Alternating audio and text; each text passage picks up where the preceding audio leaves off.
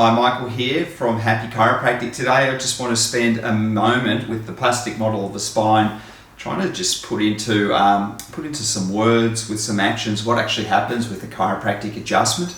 So chiropractic adjustment is high speed but low force thrust into the spine, and we are performing the adjustments at the spinal vertebra that are dysfunctional, or vertebral subluxation is a traditional term used by chiropractors. And a dysfunctional spinal segment is actually a combination of things that have actually happened. Primarily the vertebra, the two bones of the spine, are not moving and hinging and gliding correctly. So there's often fixation or jamming from one bone into the next. There can be minor alignment issues, but primarily it's a movement dysfunction. So there's not enough movement through the spine. And when we don't have enough movement, there's secondary effects. And primarily the focus of chiropractic from its inception is the impact of those secondary effects on the nervous system. So the yellow parts are the nerves, and they are affected when the spine becomes dysfunctional or subluxated. So what an adjustment is a high speed, low force thrust to the spine to create the hinge and the glide that your spine is designed to have. And then lots of reflex changes happen when you perform that procedure. There's reflex relaxation in the localized soft tissues. So ligaments, discs, nerves and muscles are all affected through reflex changes. And so that's actually the reason behind why we do an adjustment as a chiropractor. As a secondary conversation point with this is, so why do we need to redo the adjustment after you've done an adjustment? Because surely you must be thinking, well, once you've done it, it's fixed.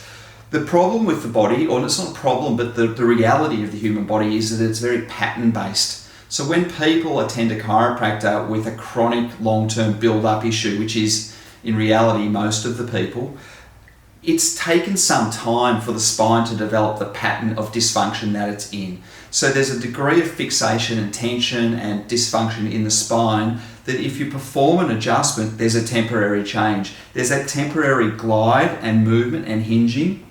Show you on a smaller model. So that glide and movement and hinging that is restored. But because the spinal bones and joints are really influenced by the muscles and the tendons around there will be a redevelopment of that tension or that dysfunction over the course of usually a few days at the beginning. And so that is happening because there's just a pattern-based recognition system within the body. And so then a chiropractor will go in and re-perform the adjustment. And over a period of time, look, the body is programmed to self-heal, it's programmed for homeostasis, it's programmed for recovery.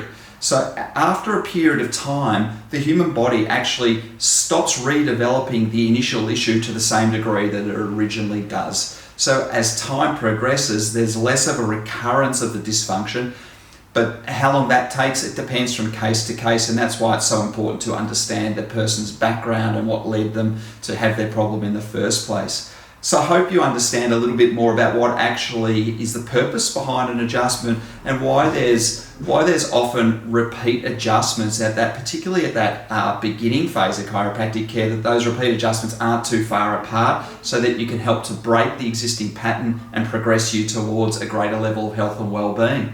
Hope you've enjoyed watching this and that it's been informative to you. Cheers.